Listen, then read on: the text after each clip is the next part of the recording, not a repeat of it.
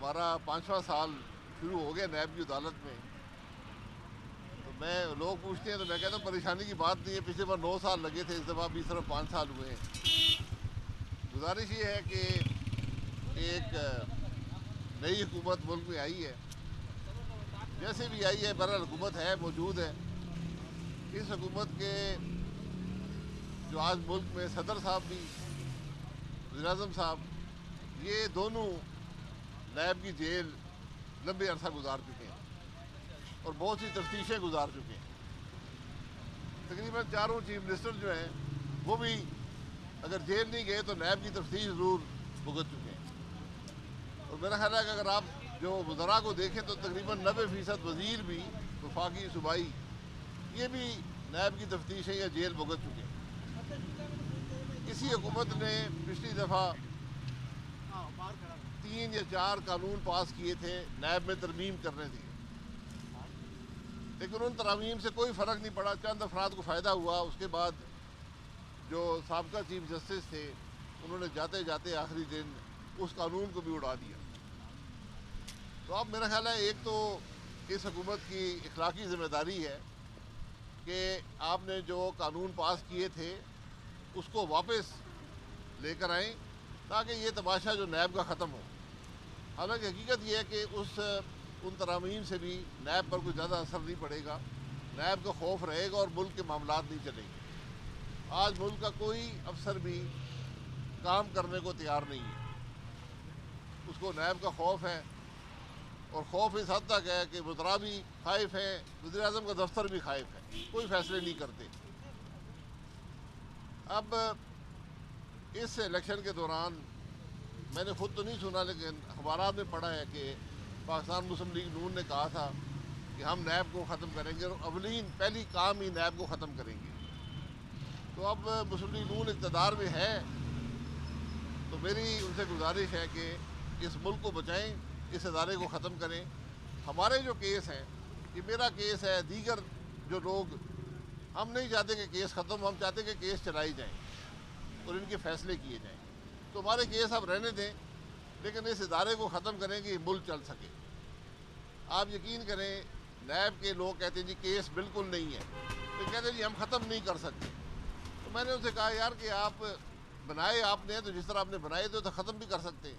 دنیا میں ایک اصول ہوتا ہے کہ جو بناتا ہے وہ ختم بھی کر سکتا ہے, اور نیب کے قانون میں بھی گنجائش موجود ہے. لیکن ایک انجانا خوف ہے نیب کے اندر کہ کیس ہم نے بنا دیا, ہم ختم نہیں کریں گے. یہ آج ہمارے ملک کے انصاف کا نظام ہے کہ ہم نے یہ ادارے بنائے ہیں جن کی کوئی فائدہ نہ ملک کو ہے نہ اس کے عوام کو ہے. اربوں روپیہ خرچ کرتے ہیں اور کھربوں کا نقصان کرتے ہیں. جس ملک میں حکومت فیصلے نہ کر سکے, جس ملک میں افسر سمری نہ بنائے, جس ملک میں لوگ میٹنگ اس خوف سے اٹینڈ نہ کریں کہ کل ہمیں نیب پکڑ لے گا, تو ملک نہیں چلتا. تو میری گزارش ہے جو 2 گریجویٹ ہیں نیب کے, صدر صاحب اور وزیر اعظم صاحب, کہ آپ ہی کوئی اس بارے میں سوچیں اور اس ملک کو بچائیں اس آفت سے. جناب.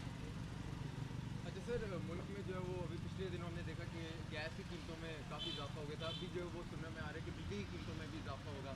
آپ کو لگتا ہے کہ جو حکومت پی ٹی آئی کی حکومت انہوں نے اس لیے ہٹایا تھا تاکہ معاشی بحران سے بچایا جا سکے, یہ حکومت جو ہے بچا سکے گی؟